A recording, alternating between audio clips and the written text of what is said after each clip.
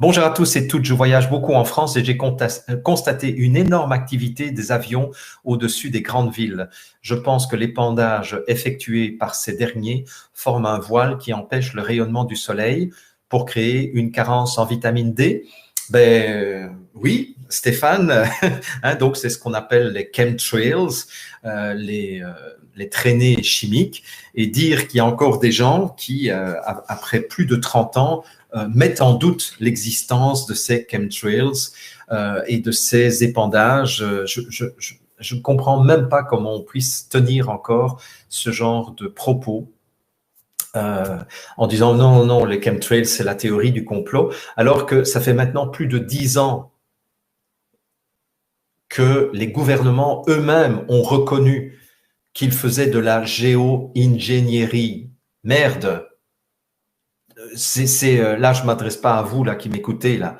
Je m'adresse à ces petits merdeux, à ces petits cons qui, très courageux, sont toujours anonymes dans leurs interventions.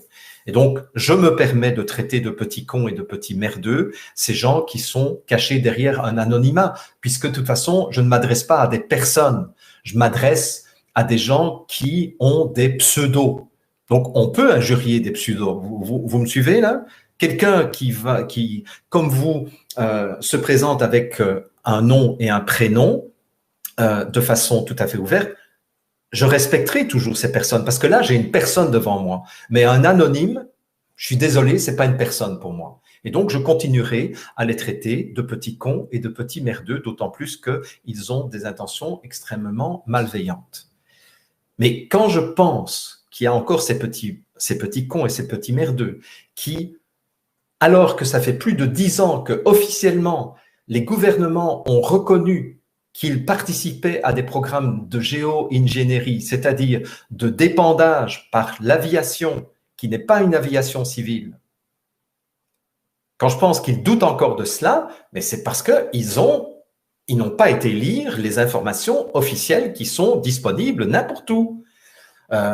Et d'ailleurs, en faisant des recherches sur Bill Gates, je me suis rendu compte que Bill Gates a investi massivement aussi dans des programmes de géo-ingénierie, c'est-à-dire des programmes de chemtrails.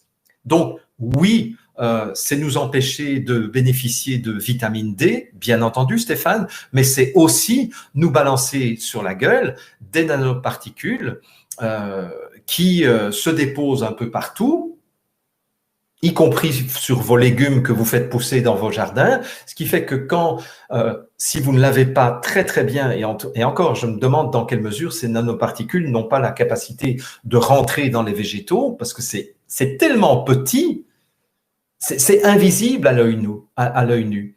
Ce qui fait que quand vous mangez vos légumes bio, vous êtes en train d'absorber des nanoparticules, hein, les amis. Mais il y a encore des gens pour douter de ce genre de choses. C'est ce que j'appelle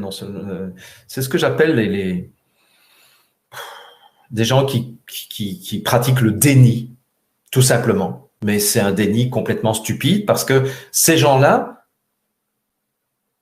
en faisant le travail de dénigrement qu'ils font, en faisant sauter des articles régulièrement, en faisant sauter des chaînes YouTube comme la mienne, etc., ils ne se rendent pas compte qu'ils sont en train de scier la branche sur laquelle ils sont eux-mêmes assis.